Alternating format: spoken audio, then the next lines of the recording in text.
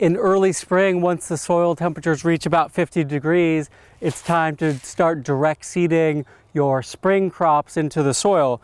And right over here, I've pre-dug a trench for potatoes. These are yellowfin potatoes, and with potatoes, ideally you want to cut them up the night before, let them dry out for about 24 hours so they start to callus a little bit before you put them into the ground.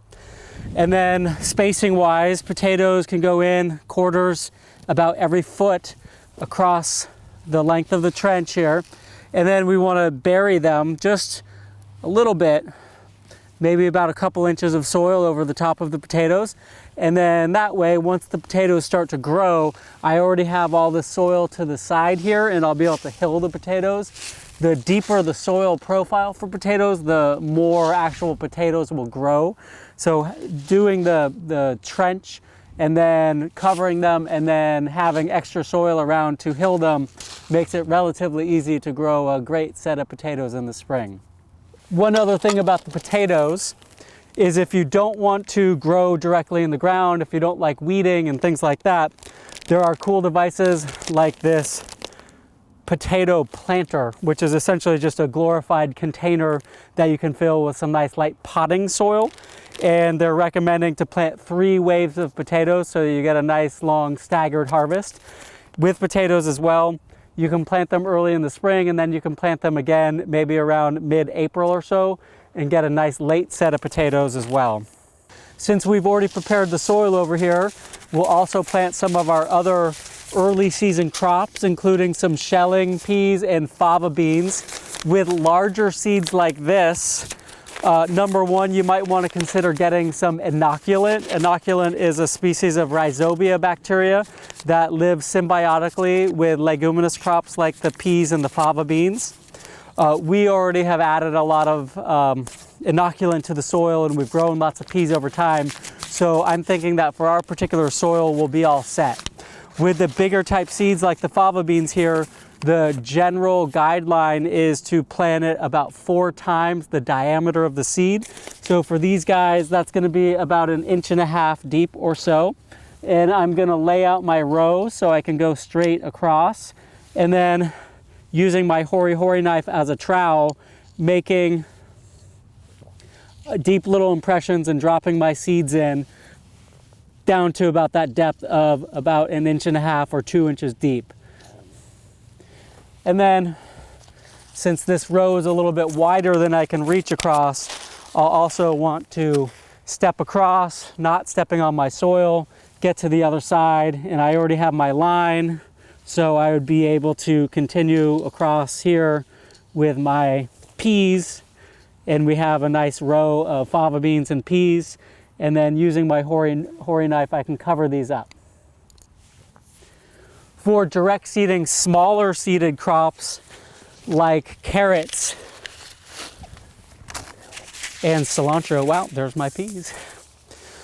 These guys are going to want to be buried really very close to the soil surface, and they really don't like it when the soil surface crusts, which happens if you have clay soil and then it starts to rain, or if you apply irrigation water. The surface of the soil gets hard and it makes it for really small seeds to pop up through. So with these, similarly, I will make my furrow, and the spacing of rows for carrots is going to be about every 4 inches across. And using my hori-hori knife, I know here that my furrows are about that.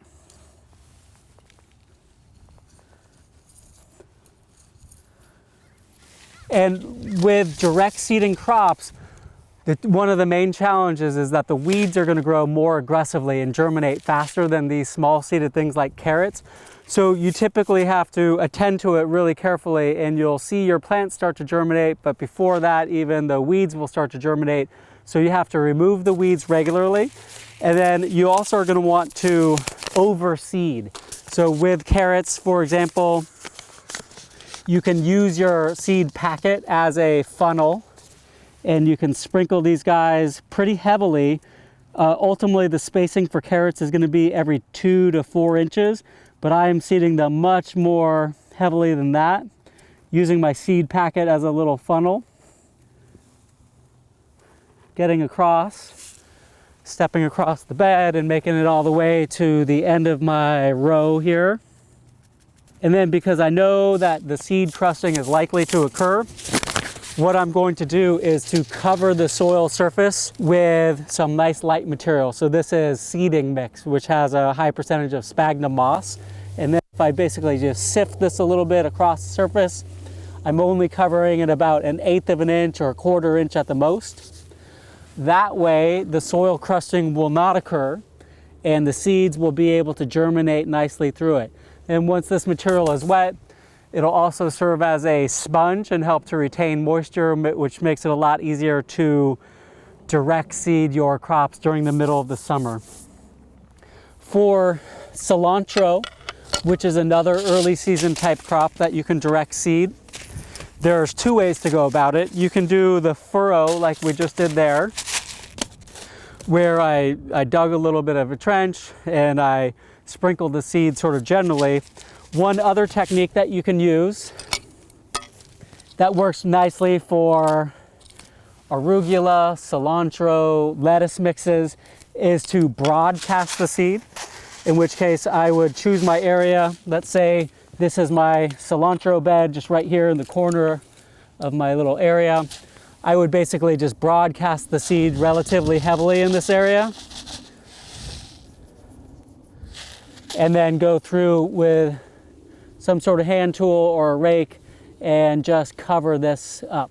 So in this case, the birds might find it, we might lose some of the seed, but since we've applied a lot of it, we're hoping that we'll still get decent germination and a nice little bed of cilantro here.